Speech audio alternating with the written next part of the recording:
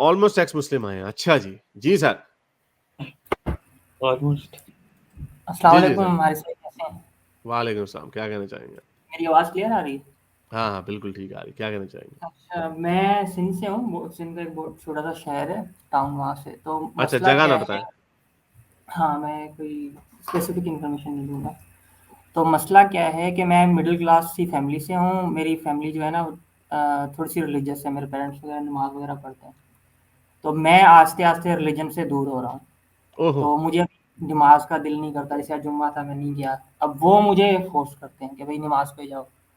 एक दो मरतबा मेरी इस चीज़ पे बहस भी हुई है। मैंने उनको शो नहीं किया कि मेरा इस तरफ रुझान है, क्योंकि वो परेशान हो जाएंगे। भाई बहुत ज़्यादा प्यार करते हैं मुझसे मेरे पेरेंट्स। तो अब मुझे समझ नहीं आ रही कि मैं क्या करूं, क्योंकि मैं जाना नहीं चाहता मस्जिद में। मुझे ये टाइम का ध्यान लगता है।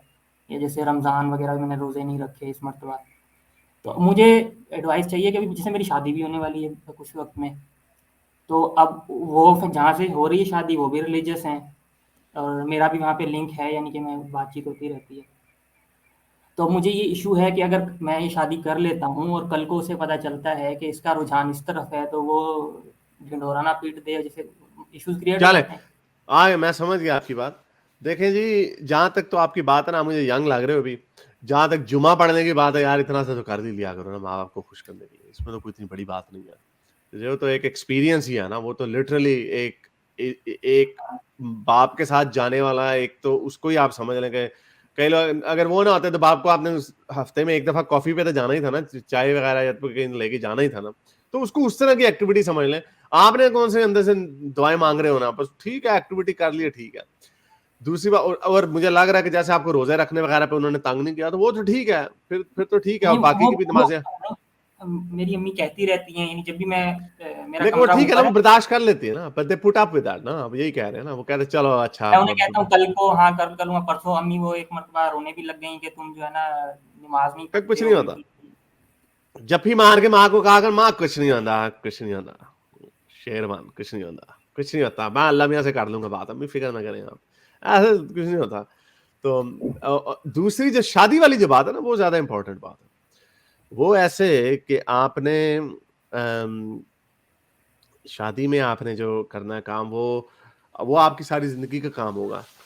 हो सकता है कि आपकी बेगम भी आज आप मुझे बड़े यंग लग रहे हो, आज से 10-15 साल बाद बेगम भी आपके जैसी हो जाए, या आप उनके जैसे हो जाए, ये भी हो सकता है। लेकिन नहीं अभी मैं अब हत्तुल इम्कान मैं कोशिश ऐसी करनी चाहिए कि उधर ही आपका रुझान हो जिनके ख्यालात आपसे मिलते जुलते हैं, क्योंकि ये बात सच है कि क्योंकि आपको ये भी देखना पड़ेगा, आपको उनकी रिस्पेक्ट भी करनी पड़ेगी मुसलमानों की, क्योंकि वो दे जेन्युइनली बिलीव कि अगर उनका खावंद मुर्तद हो गया तो उन्हें फील ऐसे होता है कि वो जना कर रहे हैं, उन्हें लगता है कि वो गुनाह में है, यानी वो बड़ा एक मेंटल टॉर्चर वाली पोजीशन है। तो ये उनकी भी आप रिस्पेक्ट करें एक लिहाज से। तो आपको चाहिए कि अपना हम ख्याल या अपनी हम ख्याल ढूंढें आप। और इसमें कोई और भी आपकी यंग उम्र है, तो आपको 1-2 साल आप ना भी करें शादी, कुछ नहीं होता। आप उनको कहें कि हाँ भाई वाले साहब, मुझे लग रहा है कि ठीक है, इतना बुरा हालात नहीं है आपके। अगर आप कहेंगे मैं जानता हूँ वाले साहब मैंने उससे करनी है शादी, तो हो जाएगा। नहीं ऐसे लोग ढूंढना मिडिल क्लास, यानी कि मैं जिस बैकग्राउंड से हूँ ना, तो यहाँ पे ऐसे लोग ढूंढना बहुत मुश्किल है। मेरे अराउंड कोई भी ऐसा एक्स मुस्लिम नहीं है, यानी कि जो वो नहीं जो होगा दीन एक्स मुस्लिम। दीन से थोड़ा एक्स मुस्लिम दीन से थोड़ा बेजार हो, या जिससे मैं ये बात कर सकूं, तो या कराची जैसे चले होता है ना। जाएं। मैं एक गांव से हूँ, मैं मूव भी नहीं कर सकता। मेरा मतलब नहीं, इतना आप वो कोई खातून कोई रिश्ता तो कराची में ढूंढ सकते हैं ना आप। बहुत मुश्किल है। जब तक लिंक्स नहीं हो ना, उठना बैठना नहीं हो ऐसे लोगों में, तो वो ऐसे बैकग्राउंड के लोगों को नहीं देते हैं। वो ज़ाहिर सी बात, उन्होंने देखना होता है कि भाई ये गांव से तो नहीं है और इनका कारोबार है और जो एक चलो यार, मैं बेचारे। क्या करूं, मैं लड़की तो नहीं ना पैदा करके आपको ये लें जी, एथियस्ट नहीं मेरा पूछने का मकसद है इस चीज़ को मैं कैसे हैंडल करूँ। जब भी रिलीजन की बात आती है मुझे चिढ़ आती है। मेरा इसका कहने का मतलब ओके, मुझे चिढ़ आती है मैं जब भी ये बातें देखिए, सुनता जितनी हूँ। देर तक मैंने आपको इसका जवाब दिया, जितनी देर तक अगर आप इसको अवॉइड कर सकते हैं, ढूंढ सकते हैं, ठीक है, ऐसा मुमकिन है। वरना आपको, अगर आप धोखे की जिंदगी गुजारेंगे ना किसी लड़की के साथ, वैसे धोखे की गुजार लेंगे तो ठीक है, उसको जानी टेंशन ना हो, लेकिन आपको अपनी मेंटल हेल्थ की प्रॉब्लम होगी आपको, क्योंकि आपका दिल करेगा, आप उनको आहिस्ता से छेड़ेंगे। जब वो आपको कहेगी ना नमाज पढ़ रही होगी, जब वो रोजा रख रही होगी बेचारी, आपका दिल कर रहा होगा की करन डैया अभी अभी अरे मुआ अभी क्या मैं कर रही है। अब मैं फेसबुक वगैरह इस्तेमाल करता हूँ ना, तो मैं कोई रिलीजियस कमेंट देखता हूँ ना, पहले तो मैं इस चीज़ को डिफेंड करता था और रिलीजन को बड़ी डिबेट्स, मतलब जैसे बहस करनी होती है और वो जो है ना बहुत सारी चीज़ें। अब मैं ऐसा कोई लेकिन रिलीजियस कमेंट देखता हूँ ना, मुझे चिढ़ आती है उन लोगों पे। लेकिन ये देखें, मतलब ये भी एक फेज है। मैं आपको ये भी बता दूं, ये एक फेज है। मेरे यहाँ पे घर में वो एक दूसरे कमरे में वो आयतल कुर्सी भी लगी हुई है, ऐसे कोई फर्क नहीं पड़ता। तो you know like I don't care. तो हालांकि मेरी तो बात और होनी चाहिए ना कि नहीं भी नहीं, वो किसी ने बताया था वो कुरान पढ़ा हुआ वो सबसे बड़ी बात है वो कुरान ही, वो मेरा कुरान, वो मेरी बुक है, उसका वो लेदर केस है। अच्छा, तो अम, तो ये एक फेज होता है गुस्से का और चिढ़ वाला। तो आप ऐसा भी करें कि आपकी लाइफ तो बन गई है, तो आप ऐसा भी कर सकते हैं कि आप इस तरह के शोज वगैरह को देखना बंद कर दें। आप लाइफ की और चीजों को भी टेस्ट करें। जरूरी नहीं, क्योंकि आप तो एथियस्ट हो गए हैं, आप तो ठीक हो गए। और जब आप सिंगल, जब शादीशुदा भी जब आप हो जाएंगे, तो उस वक्त तो आपकी माँ या बाप ने ना आपको कह रहे हो चलो जी रोजे रखो। बेगमें जो होती हैं, डिपेंड करता है उस रिलेशनशिप की डायनामिक क्या है। आप का हाथ आप ज्यादा नीचे है या वो ज्यादा नीचे है, you know like it depends on. मैं ये नहीं कह रहा कि कोई किसी को डोमिनेट करना चाहिए, बट आप देख, पर्सनैलिटीज होती हैं कि कोई किसी को कुछ ज्यादा सुनता है, कोई ज्यादा बोलता है, तो you know I don't know. I Shoaib भाई, आपके पास कोई मशवरा है? मेरा नहीं, मेरा भी वही मशवरा है कि आप इग्नोर करें इन चीज़ों को, इन चीज़ों में बहसों में पड़े ना। जहाँ तक बात है, देखें, ये आपके ऊपर भी डिपेंड करता है।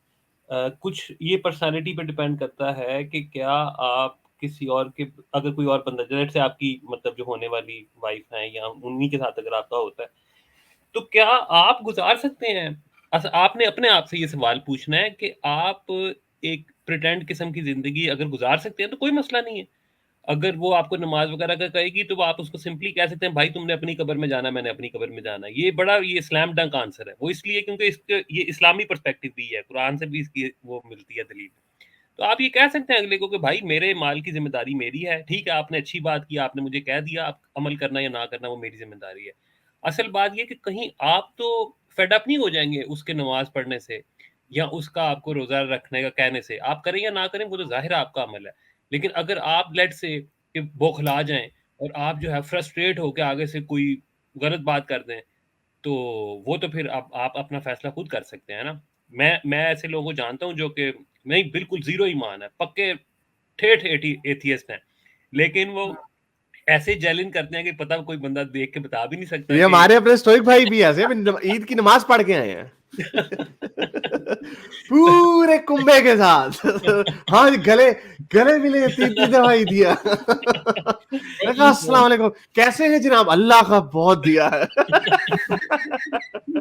ऐसे ऐसे जुमले तो मेरे मुंह से भी निकल जाते हैं, अभी वो आदत नहीं है। तो अच्छी बात है, इसमें कोई सलाम ऐसी वलाम। बात नहीं है। देखें, हमें एक चीज को समझना पड़ेगा।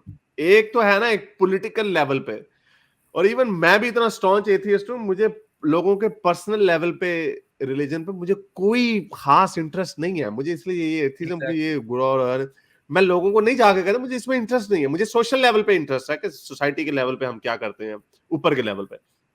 लेकिन आपको ये एक्सेप्ट अगर आप कर लें कि हम कल्चरली मुसलमान हैं, तो इसमें कोई बुरी बात नहीं है। ये जितने बड़े बड़े एथियस्ट, इवन रिचर्ड डॉकिंस अपने आप को कहता है मैं कल्चरली क्रिश्चियन हूं।